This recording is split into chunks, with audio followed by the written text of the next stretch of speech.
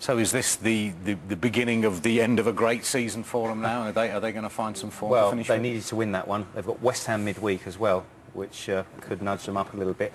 I thought they were worthy winners in the end. I liked the way that Gerrard played in front of Mascherano and Alonso. That worked well for them. I thought that Nolan going off was a blow for Bolton at half-time.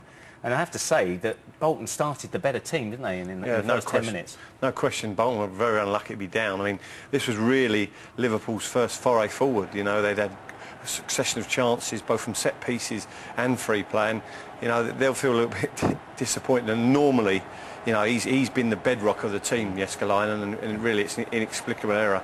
I mean, it's a speculative shot at best, and it pops off the turf. You clearly see it's going wide, and it spins past Jääskeläinen into the net. And as Gary Megson said, it really did take the wind out of their sails.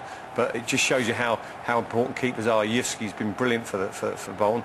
He has a bad error there, and then all of a sudden now at the other end, they go up the other end, and Nolan puts in a fantastic ball, and Kevin Davies couldn't do no more than this. But a keeper pulls like Claudio Reyna, puts off a save like that is an absolutely world-class save. Really is, for that to stick from so close. And for me, that was the turning point of the game, because Liverpool never looked like losing after that. Torres was playing Liverpool's danger man, and they did rather well keeping him quiet, didn't they? Well, they did. 9 goals in 9 games going into this game. So you're right, he was the danger man. So they needed someone else to pop up. I said that Gerrard was bright, but Babel today was electric. One thing about him is he's extremely one-footed. He's playing on the left wing, and he's very much right-footed player. I mean, he hardly touched the ball with his left foot. So if you know that about the player, if you're the full-back, you've got to show him down the line. You can't show him inside onto his favoured right foot. But look what happens time and time again.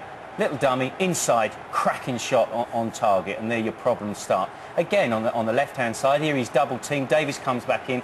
Now, here O'Brien must show him down the line, doesn't, inside. And again, it's a sharp shot. He's got real pace. I mean, Rafa Benitez was talking about his pace. He really has. But again, 2 touches with that right foot. A little bit unlucky. Cahill with a great block. When you have a right-footed player like this playing on the left wing, see, he's still not touched it with the left leg. When you have a right-footed player like this playing on the left wing, it really invites the left back to overlap like this. And Aurelio started to do this in the second half. And to almost good effect here. It really opens up the game and gives you options. And of course he gets the goal, drifting in from the left-hand side, off the post, 2 quick touches with the right foot, steadies it, and it's a really sharp, classy finish at the end.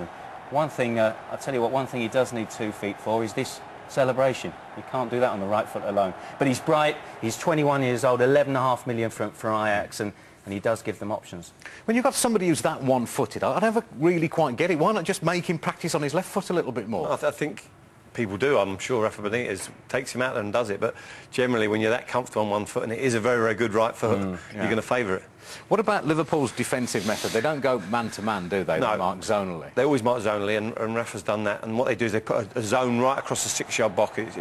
Here we see it's Carragher, it's Hyypiä, it's Skrtel and Gerrard. Yeah. And them there's the 2 highlighted zones. So Gerrard and Skrtel should attack forward of the zone. That's the idea of zonal marking, so you attack from it. They didn't do it well. Didn't block runners, didn't attack the ball well. For the size and power of Liverpool, it really, again, just a ball to the back post. No one tracks him again. Really, they could have been dead and buried. Here's another case of the zone. No, watch Cahill, just runs in here.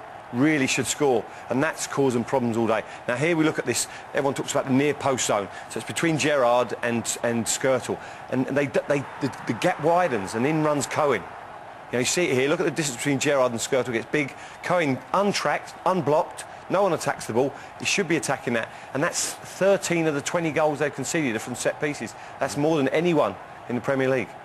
That's a worry. What's the argument against zonal marking then? Is it something you practice? No, I think there's lots of ways. He does full zone, I think, Rafa Benitez. You can do part zone. I wish I hadn't asked already now, but anyway, go on. You know, part zone where you mark, say, across the 6-yard, but then you designate 3 or 4 of your better headers to pick up key people, or you go man for man, which I tend to do at corners, but also mark zonal from wide. So the only trouble is there's no real definite who's marking who. Yeah, OK. Go to the red button now for a full 2-hour explanation by Ian Dowie on marking of all kinds. That's still